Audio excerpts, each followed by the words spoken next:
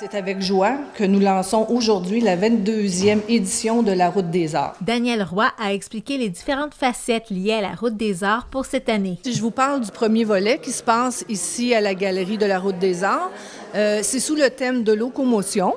Il va y avoir les 17 artistes et artisans qui font le circuit cette année.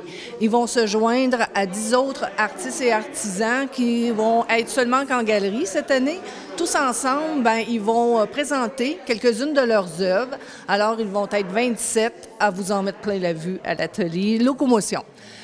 Locomotion, si on a choisi Locomotion, en fait, c'est pour le goût de lâcher notre fou.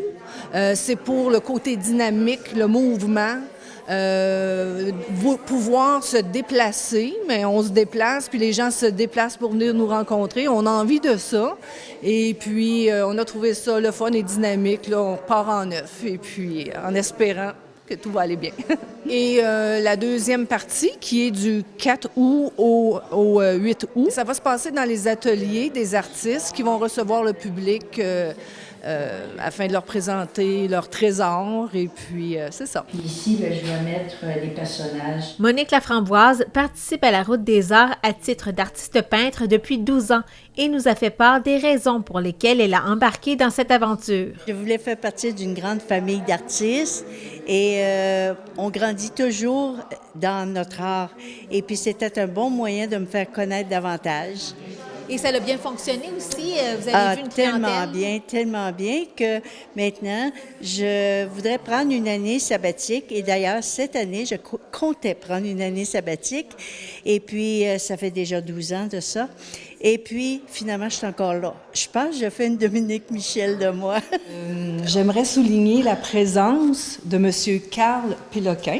Du côté du maire de la Chute et préfet suppléant de la MRC d'Argenteuil, il était tout sourire lors de ce lancement. Je pense que les gens ont besoin de s'égayer, ont besoin de morale. Hein? Avec ça, je pense que la culture va jouer un rôle important.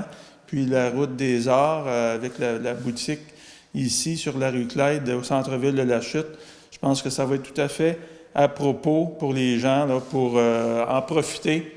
Et puis se changer les idées, et puis se promener un peu, sortir de chez soi, ça va faire partie d'un déconfinement qui va être bon pour le moral. On m'a dit de ne pas dire trop de choses sur l'application numérique parce qu'elle n'est pas prête encore. Elle devrait toutefois être fonctionnelle pour le début du mois d'août, comme l'explique Joanne Labbé-Chaput. Cette nouvelle application, elle est en développement encore et elle permettra aux visiteurs de planifier leur circuit.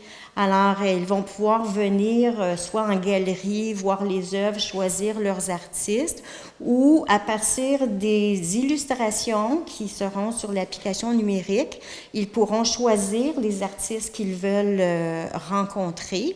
Et à ce moment-là, en cliquant quelques boutons, ils vont pouvoir dire « je veux voir cet artiste-là, je veux voir celui-là ». Et automatiquement, quand on clique sur « mon circuit », tout va se mettre en branle et il y aura vraiment un chemin qui sera fait d'un atelier à l'autre. Il y a vraiment une belle variété. Ils sont vraiment à découvrir. La grande exposition annuelle de la 22e édition de la Route des Arts sera ouverte à la population du 8 juillet au 8 août à la galerie, tandis que les ateliers ouverts aux visiteurs sans rendez-vous se dérouleront du 4 au 8 août. Notons que la galerie offrira des ateliers créatifs et diversifiés durant l'été ainsi qu'à l'automne. Pour obtenir plus de détails, visitez le site internet routedesarts.ca.